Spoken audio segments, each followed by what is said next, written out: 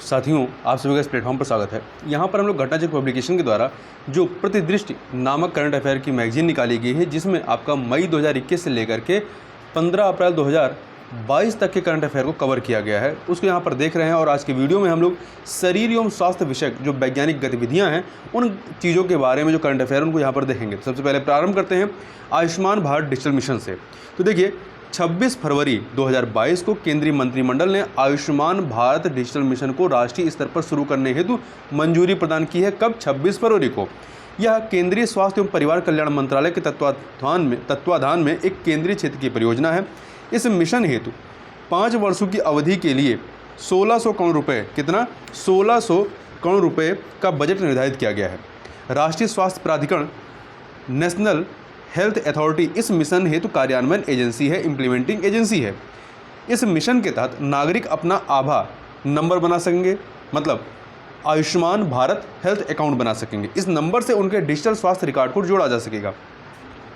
यह mission telemedicine जैसी तकनीकों के उपयोग को प्रोत्साहित करके और स्वास्थ्य सेवाओं के राष्ट्रीय स्तर पर विकल्प चयन को सक्षम करके गुणवत्तापूर्ण स्वास्थ्य देखभाल तक न्यायसंगत पहुंच में सुधार करेगा। इस मिशन का प्रायोगिक चरण जो है वो 6 केंद्र शासित प्रदेशों, तो ध्यान रखिएगा, राज्य में नहीं बल्कि 6 केंद्र शासित प्रदेशों में इसको सफलतापूर्वक किया जा चुका है। कौन कौन से 6 केंद्र शासित प्रदेश हैं? तो लद्दाख, चंडीगढ़, दादर एवं नगर हवेली, दमन दीव, पुडुचेरी, अंडमान एवं निकोबार द्वीप समूह तथा लक्षद्वीप। ठीक है, इसमें जम्मू कश्मीर का नाम नहीं है, उसको ध्यान रखिएगा। आगे चलते हैं। स्वदेश अर्थात ये क्या है? प्रथम multi modal neuro imaging database है। स्वदेश क्या है?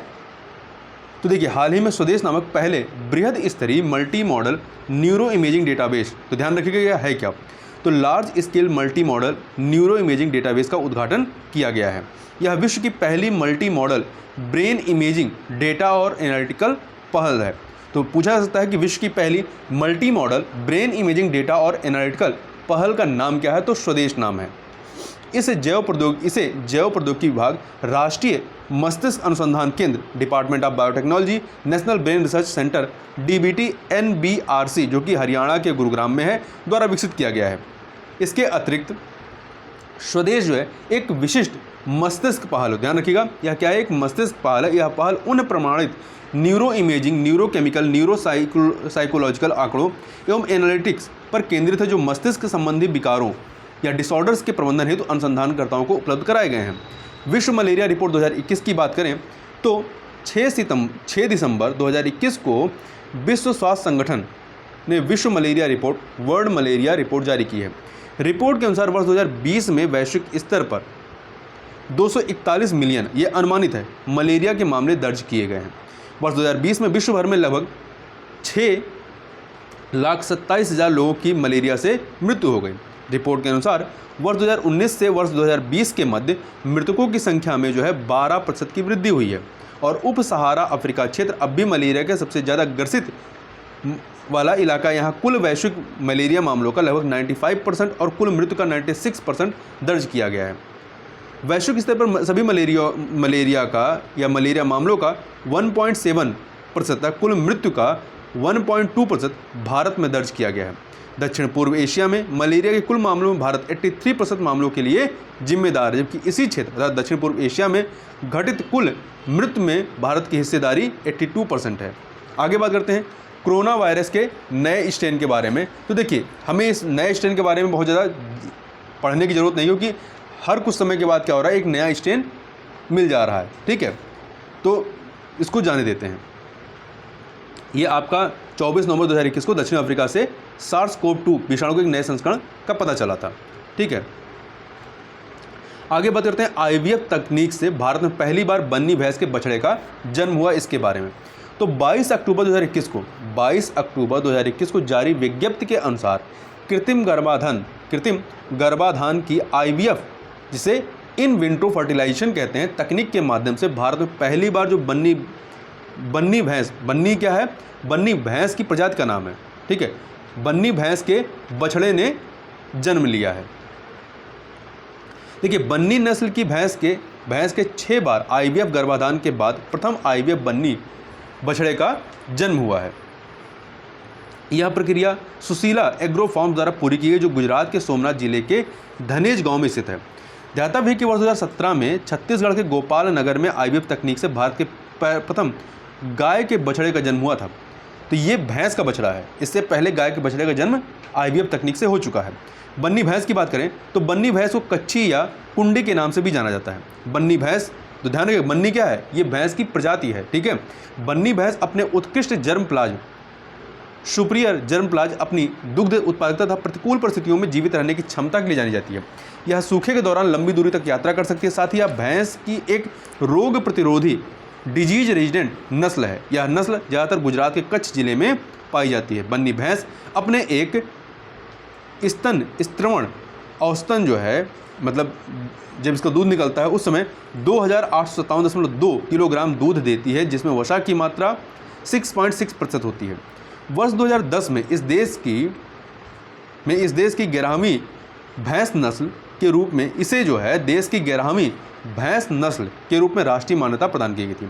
स्वतंत्रता प्राप्त के बाद ये भैंस की पहली ऐसी नस्ल थी जिसे राष्ट्रीय स्तर पर इस तरह की मान्यता प्राप्त हुई। ये भी एक महत्वपूर्ण फैक्ट है। बात करते हैं भारत में कोविड-19 टीकाकरण की। तो देखिए 21 अक्टूबर 2021 को भारत में कोविड-19 टीकाकरण का आंकड़ा जो है 100 करोड़ या 1 अरब के महत्वपूर्ण पड़ाव तक पहुंच गया। कब पहुंचा? 21 अक्टूबर 2021। तो ये हो सकता है कई बार डेट पूछ लेता है, तो 21 अक्टूबर डेट याद रखिएगा। यह उपलब्धि टीकाकरण प्रारंभ होने के लगभग 9 महीने 279 दिन में अर्जित की गई है। ध्यातव्य है कि भारत में कोविड-19 टीके की पहली खुराक जो है 16 जनवरी 2021 को नई दिल्ली के एम्स में दी गई थी। 16 जनवरी को, तो 16 जनवरी को टीकाकरण प्रारंभ हुआ था। सबसे पहले किसे दिया गया था? सफाई कर्मचारी मनीष कुमार को दिया गया था। 21 अक्टूबर 2021 को नई दिल्ली स्थित राम मनोहर लोहिया में दिव्यांग अरुण राय, जो कि वाराणसी के हैं, कोविड-19 टीके की 100वीं या 100 करोड़वीं खुराक दी गई। यहाँ ध्यान रखिएगा 19 फरवरी 2021 को भारत ने कोविड-19 के 1 करोड़वें टीकाकरण के महत्वपूर्ण पड़ाव को पार कर लिया। 19 फरवरी 2021 को, ठीक है, 1 करोड़ टीकाकरण हो गया था। अक्टूबर में 100 करोड़ हुआ था। तो अब इसके बहुत ज़्यादा यहाँ पर आंकड़ों की बहुत ज़्यादा ज़रूरत नहीं है। आगे बात करते हैं मास क्यूरिक्स प्रथम मलेरिया रोधी टीका। तो क्या है मास क्यूरिक्स? प्रथम मलेरिया रोधी टीका है। तो 6 अक्टूबर 2021 को विश्व स्वास्थ्य संगठन WHO द्वारा RTS-AS01 या RTS-S नामक टीके के व्यापक प्रयोग की संस्तुति दी गई। इस टीके का व्यावसायिक नाम क्या है? मास क्यूरिक्स है। तो विश्व स्वास्थ्य संगठन द्वारा अनुमोदित यह प्रथम मलेरिया रोधी टीका है। इस फैक्ट को जरूर याद रखिएगा। यह टीका मध्यम से उच्च प्लाज्मोडियम फॉल्सीपेरम मलेरिया संचरण वाले उप सहारा अफ्रीका तथा अन्य क्षेत्रों में बच्चों को दिया जाएगा। ब्रिटिश दवा निर्माता ग्लैक्सोस्मिथक्लाइन द्वारा इस टीके को विकसित किया गया है। इस टीके को विकसित किया गया है। यह विश्व स्तर पर सबसे घातक मलेरिया परजीवी प्लाज्मोडियम फ्लॉसीपेरम के खिलाफ काफ़ी प्रभावी है। हालांकि यह टीका प्लाज्मोडियम वाइवैक्स, जो अफ्रीका के बाहर कई देशों में प्रबल है, के विरुद्ध कोई सुरक्षा प्रदान नहीं करता है। ये फैक्ट भी याद रखिएगा। यह अब तक एकमात्र और पहला ऐसा टीका है जिसमें अफ्रीकी बच्चों में जानलेवा गंभीर मलेरिया को कम करने की क्षमता देखी गई है। वर्ष 2016 में WHO द्वारा अफ्रीका के 3 देशों घाना, केन्या और मलावी के चुनिंदा क्षेत्रों में इस टीके के प्रयोग को स्वीकृति प्रदान की गई थी। जो RTS-S है, RTS-S जिसका व्यावसायिक नाम क्या है? मास क्यूरिक्स, मलेरिया का पहला ऐसा टीका जिसने नैदानिक विकास प्रक्रिया को पूरा किया है। साथ ही यूरोपीय मेडिसिन एजेंसी द्वारा सकारात्मक वैज्ञानिक मान्यता भी प्राप्त हुई है। यह मलेरिया का पहला ऐसा टीका है जिसे 3 देशों यथा घाना, केन्या तथा मलावी ने अपने बाल प्रतिरक्षण कार्यक्रम में शामिल किया है। Ghana, Kenya, Malawi. Medicine from the sky क्या है? 11 सितंबर 2021 को तेलंगाना के विकाराबाद जिले से मेडिसिन फ्रॉम द स्काई परियोजना प्रारंभ की गई। इस परियोजना के लॉन्च होने के साथ तेलंगाना टीकों से युक्त पेलोड की आपूर्ति के लिए दृश्य सीमा से परे उड़ान शुरू करने वाला देश का पहला राज्य बन गया। कौन बना है? तेलंगाना बना है। परियोजना के तहत ड्रोन के माध्यम से दूरस्थ ग्रामीण क्षेत्रों में दवाएं, टीका और रक्त की आपूर्ति किया जाएगा। दवा वितरण हेतु 8 वितरण भागीदार इस परियोजना में शामिल, जैसे कि ब्लू डॉट मेड एक्सप्रेस। यह परियोजना तेलंगाना सरकार की पहल पर सूचना प्रौद्योगिकी विभाग के नेतृत्व में विश्व आर्थिक मंच, world economic forum, NITI Aayog और हेल्थ नेट ग्लोबल के सहयोग से चलाई जा रही है। ये भी महत्वपूर्ण है। हृदयाघात शोध हेतु भारत का पहला बायो बैंक, इसके बारे में देखें तो 5 अगस्त 2021 को विज्ञान एवं प्रौद्योगिकी मंत्रालय द्वारा Shri Chitra Tirunal institute for medical sciences and technology, जो कि केरल में है, केरल के तिरुवनंतपुरम में, भारत के पहले हृदयाघात शोध bio bank NHFB national heart failure bio bank का उद्घाटन किया गया। कहाँ पर किया गया है? केरला में। यह भविष्य में उपचारों के लिए एक मार्गदर्शक के रूप में रक्त बायोप्सी और नए दैनिक आंकड़े एकत्र करेगा। यह भविष्य के उपचारों और प्रौद्योगिकी के विकास में मार्गदर्शन करने में सहायता करेगा। ये सब छोड़ दीजिए। यह बायो बैंक जो है भारतीय बच्चों और वयस्कों में हृदय संबंधी बीमारियों और हृदयाघात के बारे में अंतर्दृष्टि प्रदान करेगा, जो पश्चिमी देशों की तुलना में काफ़ी अलग है। देखिए, इसकी भंडारण सुविधाओं में -20 एवं -80 डिग्री मैकेनिकल फ्रीजर और एक तरल नाइट्रोजन भंडारण प्रणाली शामिल है, जो -140 डिग्री सेल्सियस पर जैव नमूने कई वर्षों तक संग्रहित कर सकती है। Shri Chitra Tirunal institute for medical sciences and technology स्थित बायो बैंक ने हाइपरट्रॉफिक कार्डियोमायोपैथी में सहयोगात्मक अनुसंधान के लिए इंस्टेम बेंगलुरु के साथ एक समझौते पर हस्ताक्षर किए हैं, जो दिल की मांसपेशियों के फूलने से संबंधित है। आगे बात करते हैं। गोवा जो है देश का प्रथम रेबीज मुक्त राज्य घोषित किया गया है। तो इस फैक्ट को बस याद रखना है आपको कि कौन सा देश का पहला रेबीज मुक्त राज्य है, तो गोवा है। ठीक है, और इसके बारे में यहाँ बहुत ज़्यादा जानने की जरूरत नहीं है। बस यहाँ लास्ट में आप ये चीज़ याद रखिएगा, एक सेकेंड, कि राज्य ने अर्थात गोवा ने मनुष्यों और कुत्तों दोनों में जो रेबीज होते हैं, रेबीज विषाणु के संक्रमण पर नियंत्रण कर लिया है। ठीक है, उससे मुक्त हो गया है। इसके अतिरिक्त वर्ष 2013 में भारत में इस मिशन की मिशन रेबीज जो है, मिशन रेबीज, इसकी शुरुआत 2013 में भारत सरकार के द्वारा की गई थी, जो विश्व में रेबीज का एक हॉटस्पॉट रहा है भारत। ठीक है, विश्व स्वास्थ्य संगठन ने यूनाइटेड अगेंस्ट रेबीज पहल के माध्यम से विश्व पशु स्वास्थ्य संगठन और संयुक्त राष्ट्र खाद्य एवं कृषि संगठन के साथ वर्ष 2030 तक कुत्तों के कारण रेबीज से मानव मृत्यु को समाप्त करने का लक्ष्य निर्धारित किया है। कब तक? 2030 तक। रेबीज की बात करें, या इसे अलर्क या जलांतक भी कहते हैं, यह एक विषाणु जनित रोग है, वायरस से होने वाला रोग है। इस फैक्ट को भी आपको याद रखना है। आगे बात करते हैं, चीन जो है मलेरिया मुक्त घोषित हुआ है। तो जून 2021 में विश्व स्वास्थ्य संगठन ने चीन को मलेरिया मुक्त, मलेरिया फ्री घोषित किया है। उल्लेखनीय है कि चीन में 1940 के दशक में प्रतिवर्ष 30 मिलियन मलेरिया के मामले दर्ज किए गए थे। पिछले 3 दशकों में विश्व स्वास्थ्य संगठन ने से मलेरिया मुक्त प्रमाण पत्र प्राप्त करने वाला चीन जो है WHO पश्चिमी प्रशांत क्षेत्र का पहला देश है। पश्चिमी प्रशांत क्षेत्र में जिन देशों ने मलेरिया मुक्त देश का प्रमाण पत्र हासिल किया है, उसमें ऑस्ट्रेलिया, सिंगापुर, ब्रुनई, दारुसलाम शामिल हैं। ठीक है, ऑस्ट्रेलिया, सिंगापुर, ब्रुनई और दारुसलाम।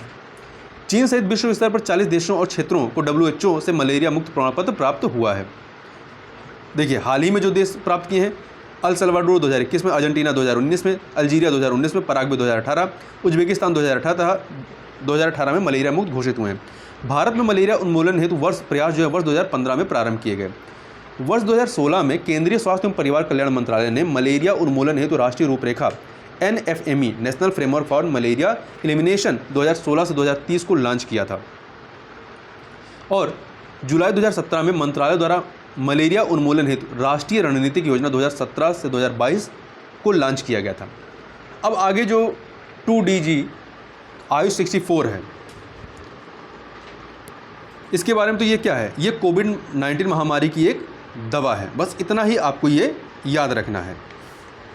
जो आपका आयुष 64 दवा है, ये एक सेकेंड यहाँ पे देखते हैं, सप्तपर्ण, कुटकी, चिरायता एवं कुबेराच नामक औषधियों से बनी है। और आयुष 64 औषधि को आयुष मंत्रालय के केंद्रीय आयुर्वेदी विज्ञान अनुसंधान परिषद द्वारा विकसित किया गया है। ठीक है, इस दवाई को लेने की सलाह आयुर्वेद एवं योग आधारित नेशनल क्लिनिकल मैनेजमेंट प्रोटोकॉल द्वारा भी दी गई है। तो ध्यान रखिएगा कि बस यहाँ पे आपको इतना ही जानना है, इससे अतिरिक्त यहाँ पर बहुत ज़्यादा जानने की जरूरत नहीं है। तो इस वीडियो में बस इतना ही। मिलते हैं नेक्स्ट वीडियो में, तब तक के लिए बहुत बहुत धन्यवाद।